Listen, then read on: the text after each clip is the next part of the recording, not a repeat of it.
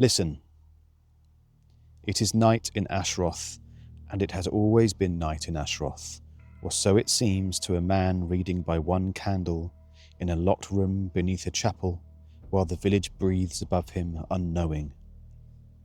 The dead are in their churchyard, the dying are in their beds.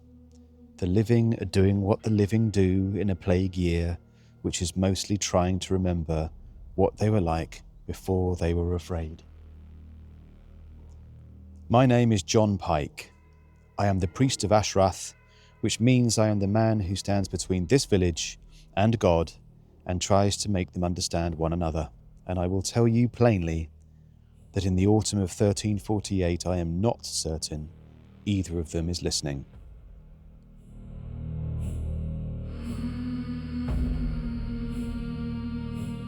I still wear the cloth, I still say the offices.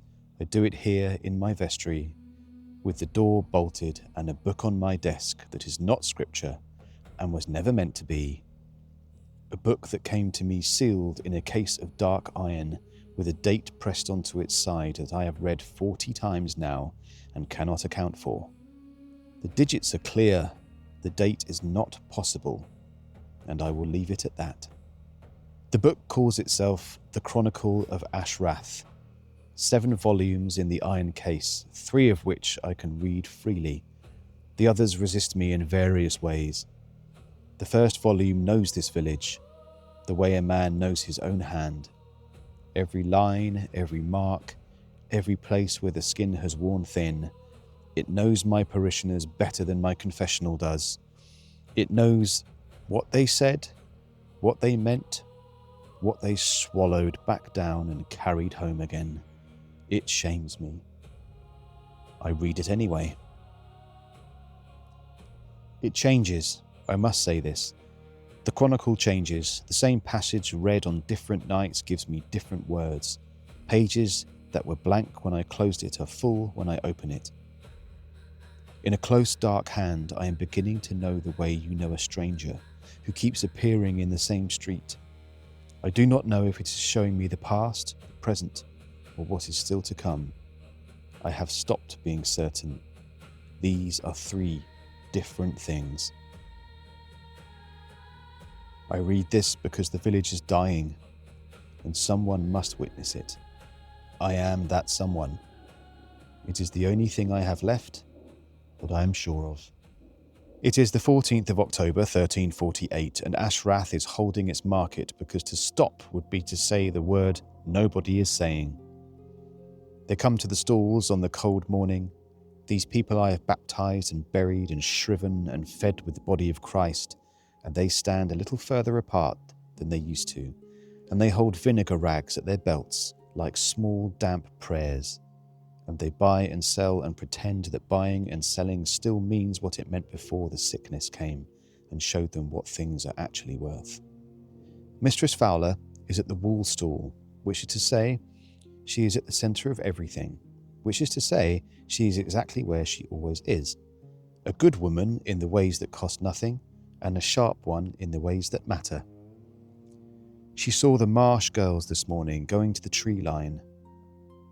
Agnes in her mother's green shawl, Ruth with the basket, both of them walking with the quick, serious purpose of children who have been given a task and mean to finish it. Mistress Fowler watched them go. She notes everything, Mistress Fowler. She files it all away in that busy, generous, pitiless mind of hers. She did not call after them. There was no reason to call after them.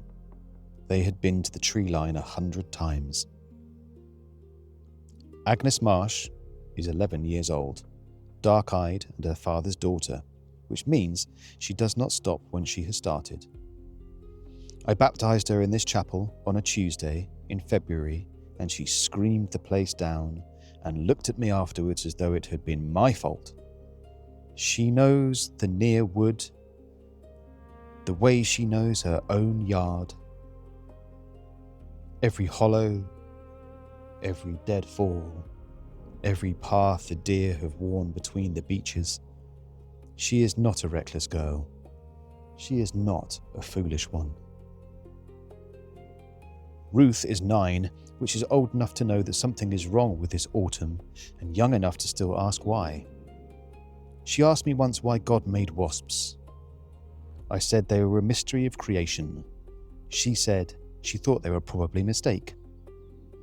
I have turned that conversation over in my mind more times than I have turned most of my sermons. They went to the tree line before the market bell. They did not come back. The wood at the edge of Ashwrath has no name. This is not an accident. The village stopped naming it so long ago that no one living remembers the name it had, which is its own kind of name. The name of a thing you have agreed collectively and without ever discussing it, not to say aloud. Children are told not to go past the first beeches. They are not told why. They understand anyway. It lives in the way a mother's hand tightens on a child's shoulder when the path curves towards a certain place, in the way a conversation finds somewhere else to be. The chronicle says the wood is old, older than the village, older than the church, which was built on ground that was already holy for reasons no bishop has satisfactorily explained, and several have preferred not to ask about. The roots of its oldest trees reach further than the roots should reach. Where they go, the soil goes dark, goes cold. Each thing the chronicle says about the wood is possible. Each thing is simply slightly more than you were expecting. A crow sat on the fence post at the field's edge for 3 mornings before the 14th. 3 mornings, the chronicle records this in a margin, in a second hand, smaller than the main text, darker ink, not the hand that wrote the rest of the passage, and I have come to understand that this second hand annotates the chronicle with things the main hand considers beneath its attention. It notices, it anticipates. I do not know whose hand it is. When I try to read it for too long, I become aware that my candle has burnt lower than it should have. Joseph Vale is the constable of Ashwrath, and the chronicle loves him in its precise, unsentimental way, which is to say it describes him as though every detail matters and withholds its opinion of whether they do. A man of middle years, careful, where another man might be suspicious, who has learned over 20 years in this work that the distance between those two qualities is where the truth usually lives. He has buried 4 of his parish this month already. He has stood at each grave with his hat in his hands and said nothing, because Vale believes that silence at a graveside is more honest than the words, and he has enough honesty for it to cost him something. He organised the search when the news reached him. 7 men, the tree line, the near wood, the hollows Agnes knew. The ground was soft from 3 days of rain, black and giving, the kind of ground that holds a print like a wax seal holds a stamp. The girls left no prints. Not at the tree line, not in the mud, not anywhere the 7 men went all the long grey afternoon. The chronicle states this as it states everything, flatly, completely, without apology. The girls of 11 and 9 in leather soles on soft ground, in the rain's aftermath, and the ground remembers nothing of them, as though they passed over it without touching it, as though they were not there to leave a mark at all. Vale found one print that was not his men's. At the wood's margin, where the grass gives out, a boot sole, man-sized, pressed clean and deep into the mud. The pattern in it was a grid of small squares, each the same depth, each corner sharp as cut stone. Vale has read the ground in his professional capacity for 20 years. He has never seen a sole cast this way. He cannot think of the mould that would make it. He drew it in his notebook, the steady, careful lines of a man who trusts what he can put on paper, and he closed the notebook and put it in his coat and walked back to his men. He told no one. The second hand, in the margin, the sketch survives him. 4 words. I have read them 11 times. I do not sleep the way I used to sleep. I must stop. The page has changed since I began reading tonight. The passage about Vale was as I have described it, but below it, where there is nothing last night, there is now a new entry in a third hand, larger than the other two, less careful. Written, it seems to me, in a haste or urgency, or something that felt like both. I have not seen this hand before. It concerns a child named Mary Tench. She was not in the chronicle this morning. She is in it now. I will read what it says. Mary Tench is 10 years old and lives with her mother in the house below the tanner's yard, in the particular quiet of a child who has decided that the world is best approached by watching it. Not shy, not absent, watching. I know her mother better than I know her. Her mother is one of my faithful penitents, which means she comes to me with sins that are actually sins rather than the presentable approximation most people bring me. Mary has her mother's eyes and her own counsel, and I've always had the feeling, in the few conversations we have managed, that she is waiting for me to say something worth responding to. She was with Agnes and Ruth Marsh at the start of the morning. She had gone with them to the tree line, which her mother did not know.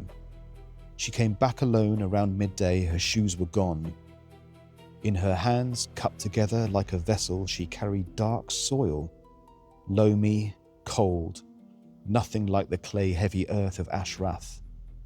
She walked through the market without speaking. Several people saw her.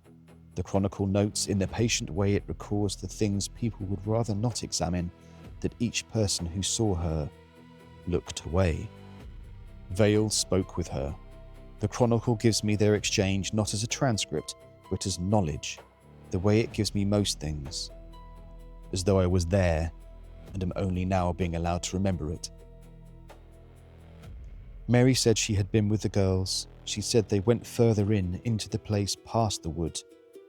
There are buildings there, she told him, very tall, made of glass and iron. No one lives in them yet. Yet, Vale said. She corrected herself. At all. No one lives in them. At all. The soil in her hands was taken by her mother and thrown into the fire. Her mother will come to me tomorrow. She will sit behind the screen in the particular way of a woman who is not bringing me a sin, but a fear. And she will tell me about the soil and the shoes, and what her daughter said when she asked where she had been, which was nothing, which was the look of a child who has seen something she is still deciding how to carry. I will listen. I will say the things a priest says. I will have the chronicle on my desk when I get back to the vestry, and I will open it, and I will read, because it is the only thing I know how to do that feels in any way equal to what is happening here. Closing, the 14th of October concluded. The Chronicle's accounting for this day. Market receipts, 7 shillings and 4pence. The dispute between Mistress Fowler and the tanner over the eastern fence. Settled in the tanner's favour, which will not sweeten anything between them. 3 new cases of the sickness reported before Vespers. The names I will not read because I know them and because reading them would make it more real than I can manage tonight. The Marsh girls. No further record. I have come to understand that phrase as the Chronicle's form of grief. It does not grieve often or easily. When it does, it uses 4 words and leaves you to do the rest. I close the first volume and sit in the dark of my vestry.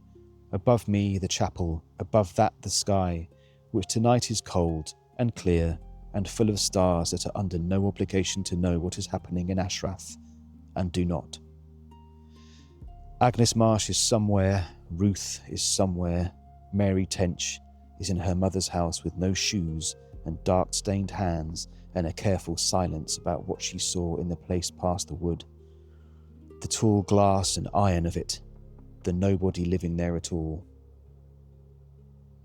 I look at the iron case, the date on its side that cannot be, the 7 volumes, 3 open and the rest waiting, and the 7th, which I will not describe tonight, which I am not ready to describe, which sits in the case like a held breath. I will read again tomorrow. The chronicle will show me what it wishes. I will witness it. It is the only thing I have.